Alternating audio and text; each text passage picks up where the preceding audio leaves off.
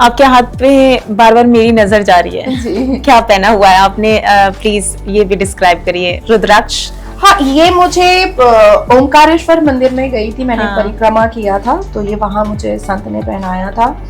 ये मैं उज्जैन गई थी, वहाँ पहनाया गया था। ये मैं राम मंदिर गई थी, वहाँ पहनाया गया था।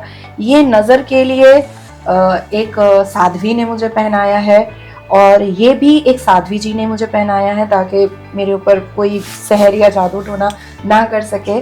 और ये मैं एक सभा में गई थी मध्य प्रदेश, तो एक छोटी सी बच्ची ने पहनाया था। बहुत प्यार मिलता है आपको हर हाँ, आई एम सो ब्लेस्ड। मैं अपने आप को इतना खुशकिस्मत मानती हूँ। और एक्चुअली बैलेंस भी होता है ना, क्योंकि एक तरफ से इतनी गालियां मिलती हैं कि मतलब बैलेंस हो जाता है। लेकिन मुझे लगता है कि प्यार, सम्मान और स्नेह और दुआएं मुझे ज्यादा मिलती हैं। हिजाब को लेकर प्रदर्शन होता है एग्जाम के टाइम पे भी हम देखते हैं, तो उस पर क्या कहेंगे आपकी? देखिए, हिजाब is not an essential part of Islam. और इस बात को ना फ्रांस के कोर्ट में मुसलमान साबित कर पाया है, ना भारत के कोर्ट में मुसलमान साबित कर पाया है। दोनों ही कोर्ट में मुसलमान साबित नहीं कर पाया है। और जो मुस्कान कर्नाटका से खड़ी हुई थी और लब्बैक लब्बैक नारे तकबीर अल्लाहू अकबर उसने कहा था, चंद दिनों के बाद, हालांकि सारे मीडिया वाले ने मुस्कान के फेवर में बहुत बात किया था, एक मैं थी जो मुस्कान के फेवर में बिल्कुल नहीं थी। किसी हाल में मैं आने को तैयार ही नहीं थी, क्योंकि मुझे कुछ ना कुछ डाइसी लग रहा था। 8 दिन के बाद हमें पता चला कि अलकायदा के चीफ की वो रखेल है। आज कहाँ है मुस्कान? आज कहाँ है मुस्कान? क्यों हिजाब अब नहीं? अब हिजाब पर कुछ नहीं करना? अब भारत की बेटियों को हिजाब नहीं पहनाना? अब इस्लाम का झंडा बुलंद नहीं करना है उनको? अब नारे तकबीर का नारा नहीं पढ़ना है? अब अशहदु अल्ला इलाहा इल्लल्लाह व अशहदु अन्ना मुहम्मदन अब्दुहु व रसूलुहु नहीं पढ़ना है? अब सूरह फातिहा नहीं पढ़ना है? अल्हम्दुलिल्लाहि रब्बिल आलमीन मालिक यौमिद्दीन अब नहीं पढ़ना है? क्या हो गया? अब इस्लाम से नफरत हो गई या माल मिल गया तो इस्लाम तहखाने में चला गया?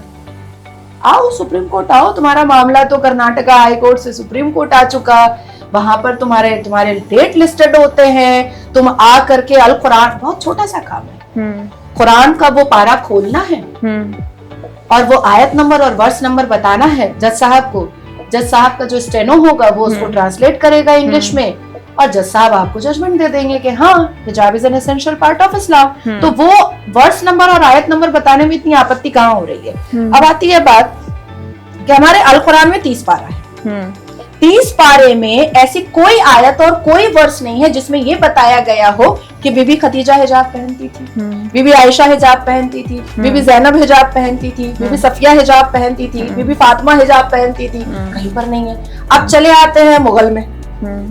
हमने को भारत के हर बच्चे क्लास 10 तक तो हिस्ट्री पढ़ते हैं, डिनाई तो नहीं कर सकते।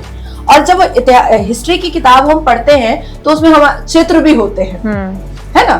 जब हम मुगल पीरियड औरंगजेब के बारे में पढ़ते हैं, शाहजहां के बारे में पढ़ते हैं, तो क्या शाहजहां और मुमताज की जो तस्वीरें हमने हिस्ट्री की किताबों में पढ़ी हैं उसमें मुमताज ने पहना हुआ था हिजाब, शरारा, गरारा, लहंगा?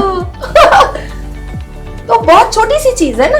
आपको कुरान खोलना है, आयत नंबर और वर्स नंबर बताना है कि यहाँ पर हिजाब लिखा हुआ है, आप बता दो।